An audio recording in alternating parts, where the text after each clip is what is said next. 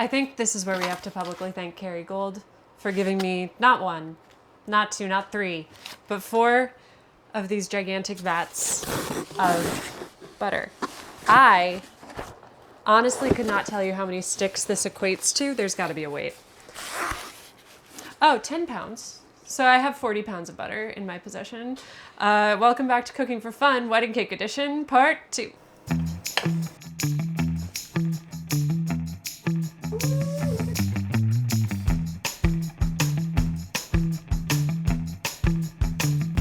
Of my 4 wedding cakes, which one of them's a tiramisu, so I cheated.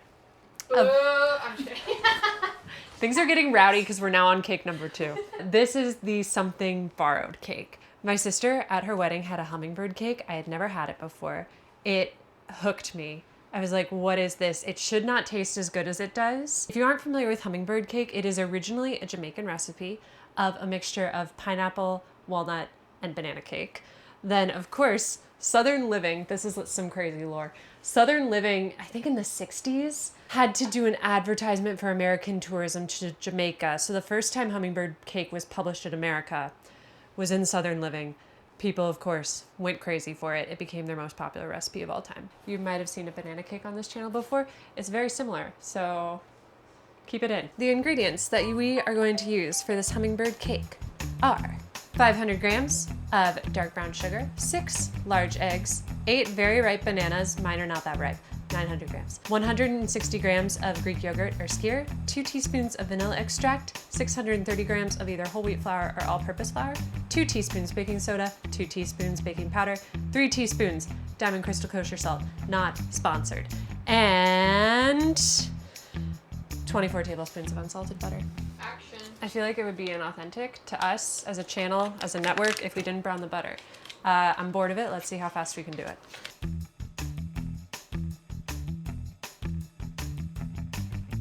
We tried to do that quickly and it still took 6 minutes, but for you, I hope it was a really enjoyable 30 seconds. And our butter is brown. Brown butter transported over to our scale because while I say 8 bananas, bananas vary in size.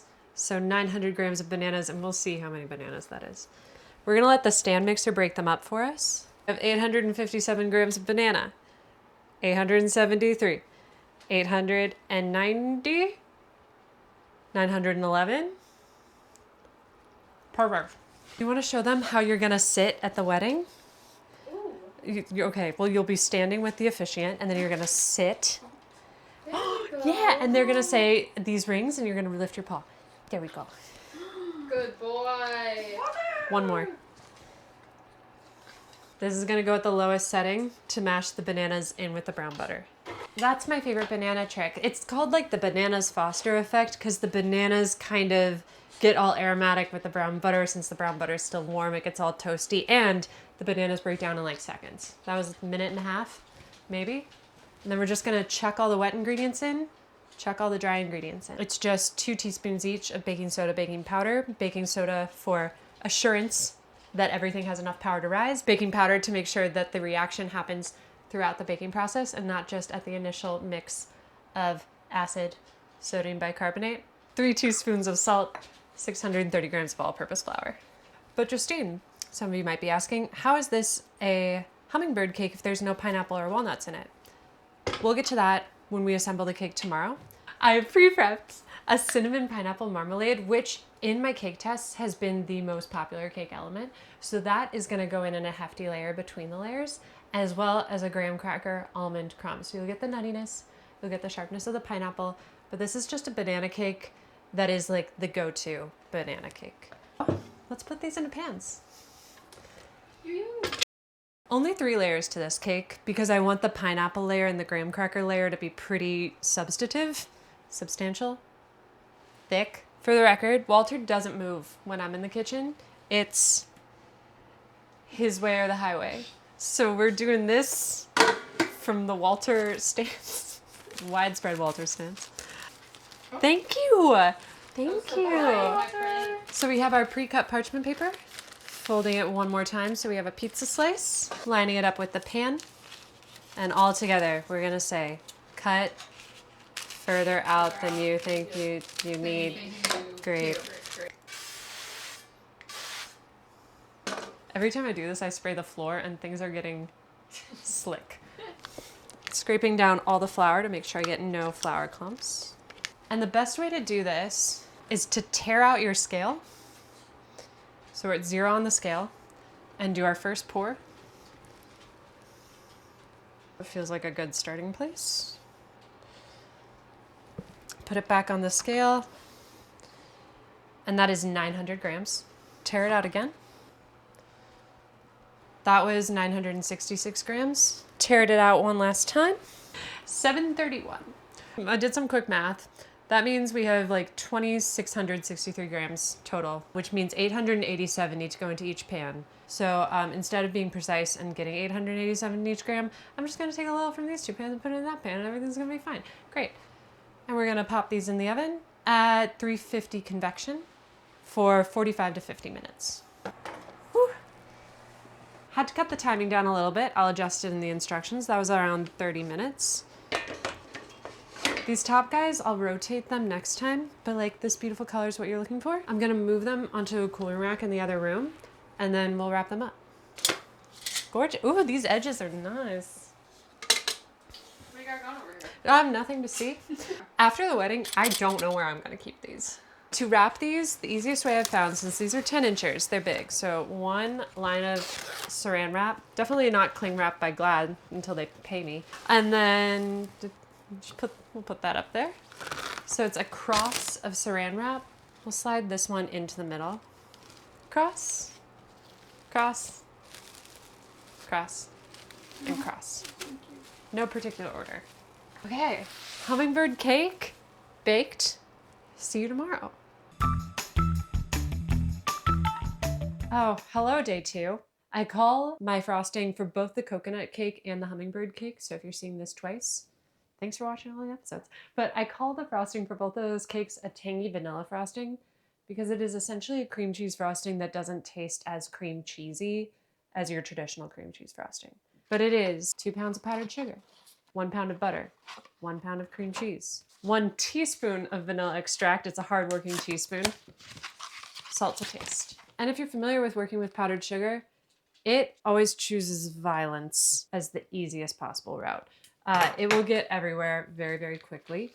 And also it will clump up really, really quickly. So you're given the option of, oh my gosh, I have to sift in powdered sugar a little bit at a time to my cream cheese frosting. And then sometimes you still have clumps. We are gonna try to eliminate all of that. Workaround number 1, putting all 907 grams of powdered sugar into a bowl to the side of your mixer. We are gonna whisk that powdered sugar as we go, and that is gonna break up the clumps. Softened butter is gonna go in first. Our mixer on medium, mixing the butter and getting that really softened. And then we're gonna add the cream cheese at like a hefty scoop at a time. And that'll actually start to look like buttercream. It's a good sign.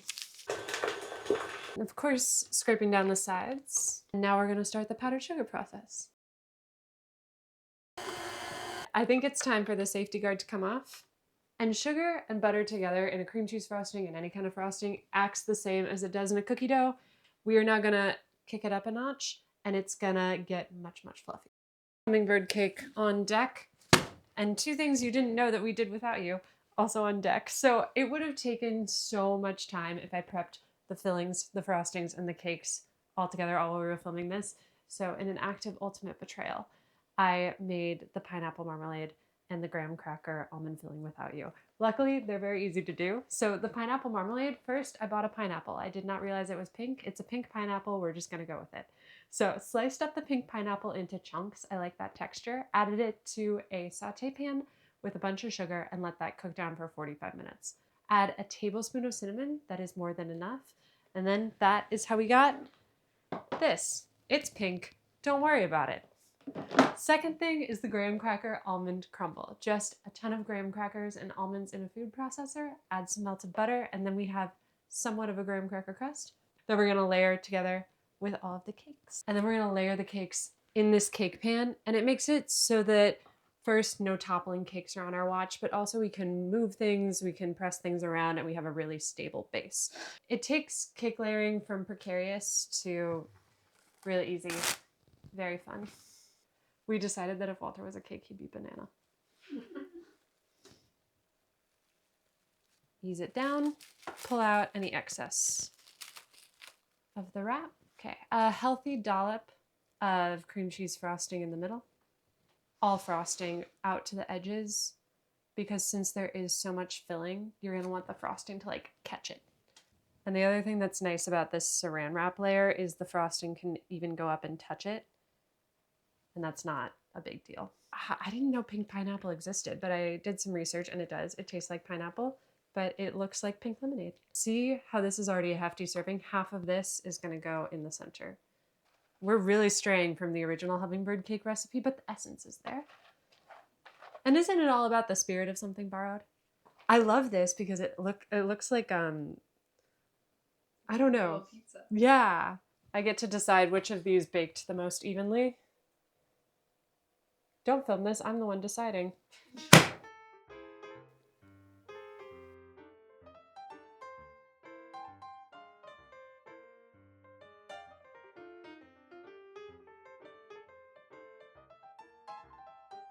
Okay, I did an edge reassurance on this one, which is nice because this layer is also pretty even. And when I fridge these cakes, the ones that are assembled, this is like a really quick 3-hour fridge, 4-hour fridge. And that's just to make it so that when we do start assembling everything, nothing is moving. Everything's tight. Okay. I have the hummingbird cake. I have a humongous, very sturdy cardboard base for it. Let's make sure it's as centered as possible before flipping it. This is the time where if you're like, oh, it's a little off-centered, let's fix it. A little wiggle. Because once icing is on here, we won't be able to see the edges. Voila! For a good crumb coat, we need to seal up all these edges because it's already dripping graham cracker crumbs. Here's my most exposed. Let's start at my most exposed. There you go. Seal it up.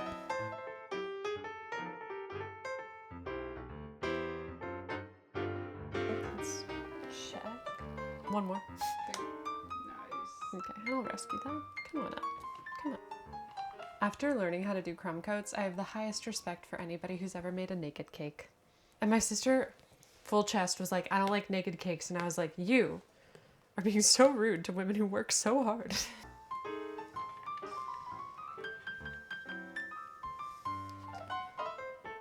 Okay. Let me... And then one very light touch of a spatula in warm water, and then into the fridge. This is all the frosting I have left, so it's precious cargo. And let's make this cute.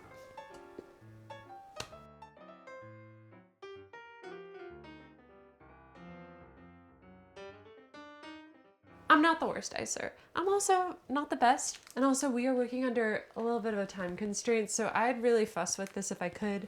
You can see there's a line through it of the cake. But I do think doing some like old school piping is fun.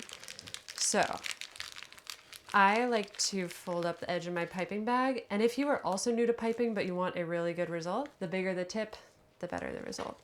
I'm just gonna do the bottom edges. I can't do it swoopy yet. An even pressure, there we go. And I just do little carries around the edges. It also looks kind of cute. Looks stunning. Looks great.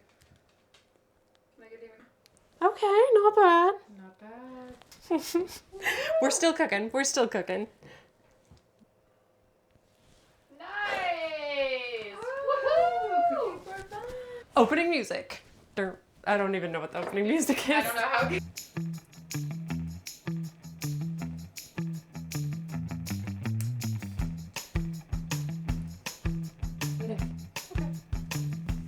My sister is my maid of honor. I get to see her tomorrow. I hope this cake would make her proud as the borrowed cake from my wedding.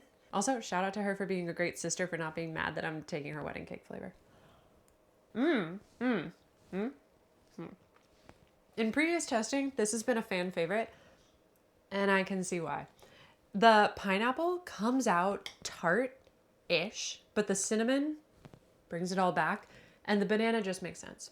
This cake has like a lighter note because of the cream cheese frosting. So it's like banana, cream cheese, tangy pineapple. For something borrowed, I'm very happy with it. We are dropping the something new, something old, something borrowed, something tiramisu 4 days in a row. I'm not sure what day this will be, but I hope you stick around for the other cakes. And this one is so good. Also, banana cake, come on. Who doesn't love a banana cake? You're a banana! Oh.